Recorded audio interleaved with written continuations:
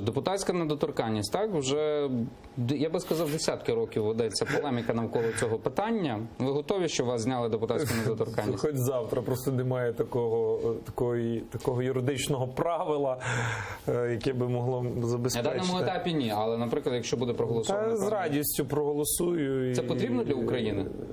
Ну, вже не актуальне. Чому? Бо тому що проблема лежить не в депутатській недоторканності, а зовсім в інших процесах.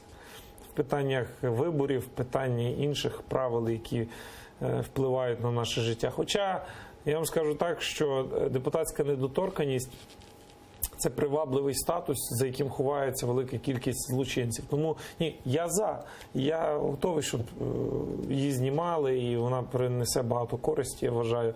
Але знову, це вже не цей камінь спотикання, який був за всю незалежність України. Тобто, окрім певних політичних процесів, людям просто треба вже починати розвиватися, їм потрібно ставати багатшими. І вони розуміють, що вони не можуть стати багатшими через тупі, необдумані і непрофесійні кроки депутатів, міністрів, прем'єр-міністрів, президента. Тобто, зовсім інші виклики у теперішньому сьогоденні, повірте.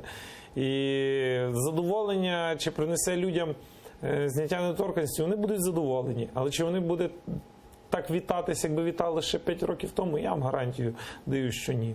Бо тому що, знову ж, Україна перейшла певний цивілізаційний процес, ми в дечому стали розумніші, ми прагматичніше подивились на речі, і ми зрозуміли, що не треба там шукати статусів чи не статусів. Треба дивитися так, щоб країна, в якій ми живемо, ставала більш успішніша, а влада, яка тут обслуговує людей на тих чи інших рівнях, вона не забороняла, вона тільки врегульовувала. Бо в нас в Україні тільки все забороняють, повірте. Автомобілі забороняють, торгівлю забороняють, там переміщення забороняють.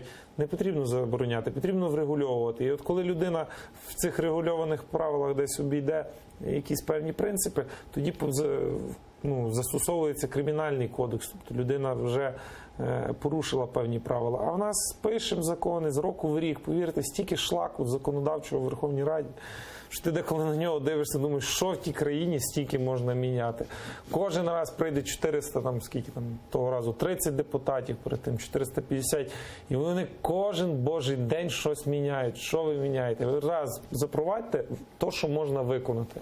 А якщо ви того виконати не можете, ну тоді ви не йдіть туди. От, наприклад, зараз збільшили штраф за паски безпеки. Ну, супер, я би ще більше зробив. Але питання в тому, а ви дали можливість поліцейським це фіксувати, ви дали можливість їм професійно довести людині, що вона цього не робила. Цього нема, тобто крикнули і так далі. А виконання закону, як такого, нема. Так само і в цій ситуації.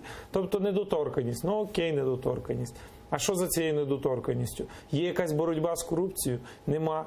Ну, всі стануть, подивляться, окей, там будуть забирати всіх з Верховної Ради ешелонами, возити в наручниках, та? Але куди повезуть? Нереформовані суди і їх буде вести нереформована поліція? Ну, давайте дивитися об'єктивно на речі. Якщо би